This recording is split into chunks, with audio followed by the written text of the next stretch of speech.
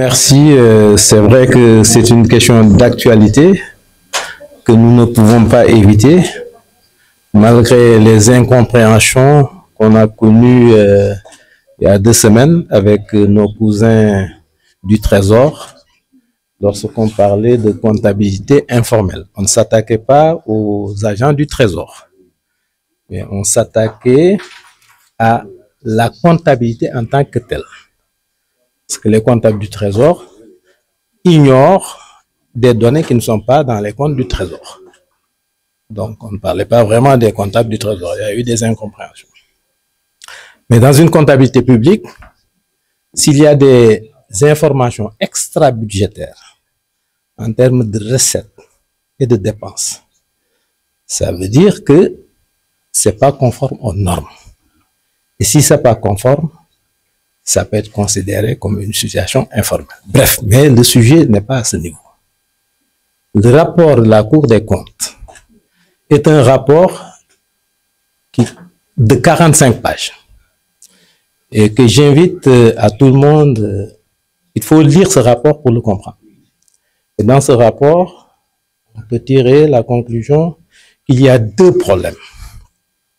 Un problème de système d'information d'une part, et d'autre part, un problème de comptabilité. Le système d'information, c'est ce qui a permis que certaines dettes puissent être engagées sans que ça passe par le circuit normal de la comptabilité du Trésor. Donc ça, c'est le système d'information. Et concernant la comptabilité, des dettes qui ne sont pas retracées, des recettes qui ne sont pas retracées, ce sont des problèmes comptables. Le FMI est passé et a parlé de 7 millions d'euros.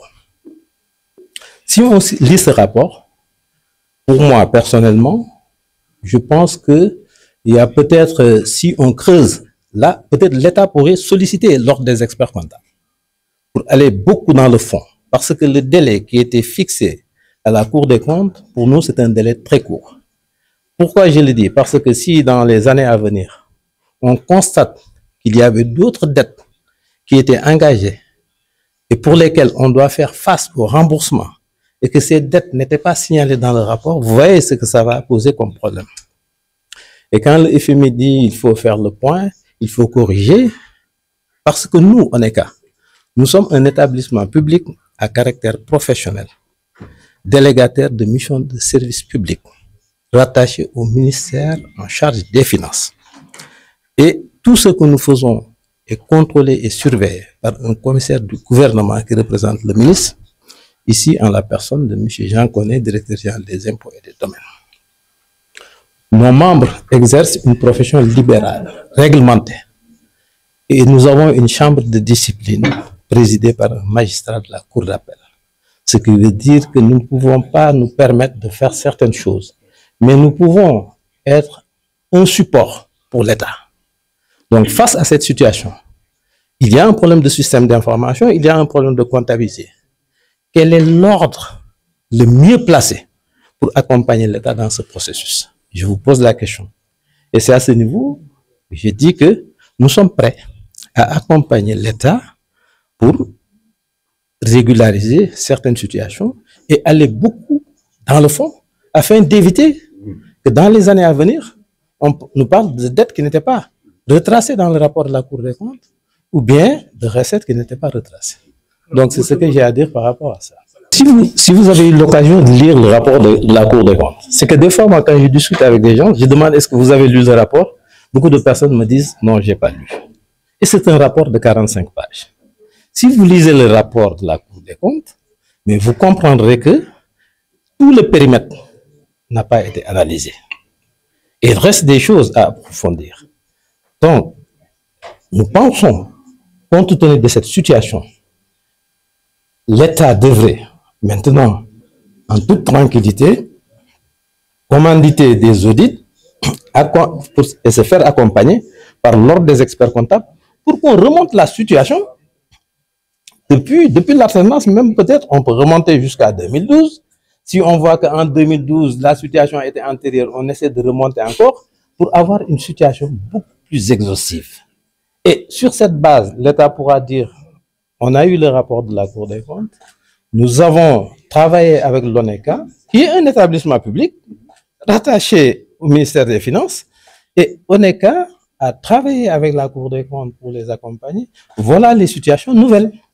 Et on les aide dans la régularisation de cette comptabilité et aussi par rapport au système d'information. Le nouveau directeur général des impôts, qui est aussi le président du Conseil national de la comptabilité, nous a donné instruction pour qu'on prépare tout ce qui est convocation pour redynamiser le Conseil national de la comptabilité.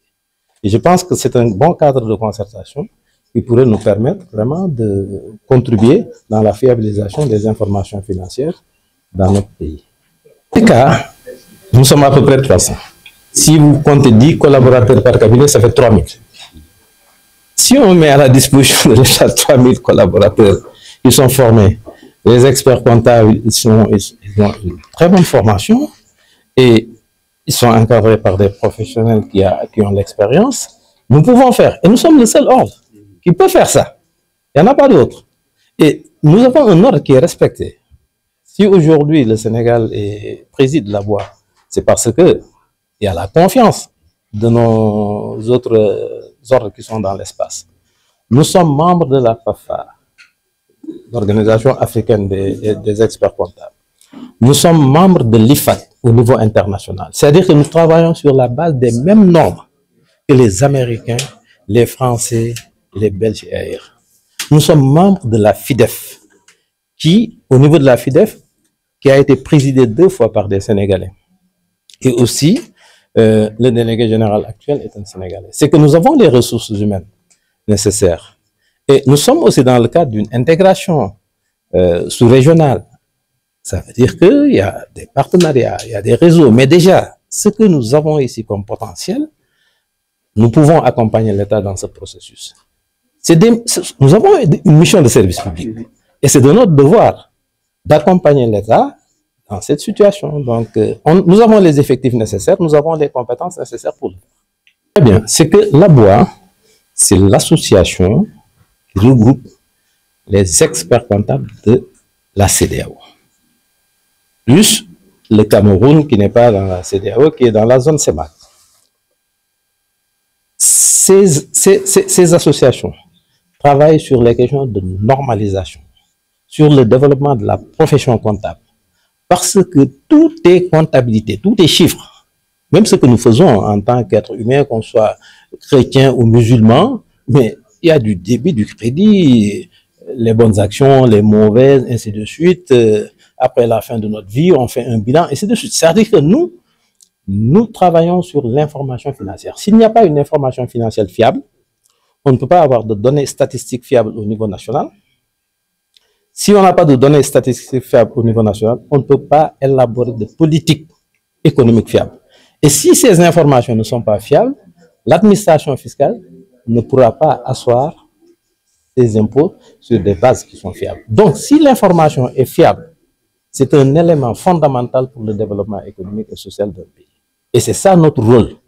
Et nous avons l'exclusivité pour faire ça. Malheureusement, dans notre pays, il y a beaucoup d'exercices illégaux de la profession. On peut considérer peut-être que, bon, il y a tellement de comptables ambulants, etc., comme vous le voyez dans la pharmacie, la médecine. Mais nous avons un ordre et ceux qui veulent travailler avec les experts comptables, nous avons un site et nous sommes présents et visibles ici à Dakar. Je vous remercie. Je crois que je suis là d'abord au nom du ministre des Finances et du Budget, M. Cheikh Diba. Donc, en tant que commissaire du gouvernement, donc, représentant donc, du ministère des Finances et du Budget. Donc, la collaboration avec l'ONECA dure maintenant depuis un certain temps. Je crois que c'est depuis la création de l'ONECA. La raison d'être de l'ONECA, c'est justement d'être en amont du processus de fiabilisation de l'information financière tout court. Donc, un chantier qui naturellement positionne les experts comptables et comptables agréés en collaborateurs et en partenaires privilégiés de l'administration dans son ensemble, en particulier l'administration financière de l'État. Donc c'est dans ce cadre-là que nous apportions autant que possible notre soutien au développement déjà de la profession, mais également à tout ce qui est renforcement des normes, dans le sens de pouvoir apporter à l'État l'appui qu'il faut chaque fois que le besoin se fait sentir, notamment pour le suivi des comptes publics, mais également pour la manifestation de la vérité financière, toutes les fois qu'il y a une interpellation à ce niveau. L'ONECA, il faut le rappeler, est un établissement public professionnel. Et donc de ce point de vue, la réponse à la question est automatique. Donc c'est l'État qui a lui-même besoin d'avoir des partenaires privilégiés qui ont une connaissance et une expérience en matière de validation, en matière de contrôle, mais également en matière de certification des comptes. Ce travail se fait, il est vrai, essentiellement avec les entreprises, mais il est fort à parier, et c'est déjà le cas, qu'à l'avenir, de plus en plus, l'ONECA va être sollicité au travers de ses membres, notamment dans le processus de validation des comptes.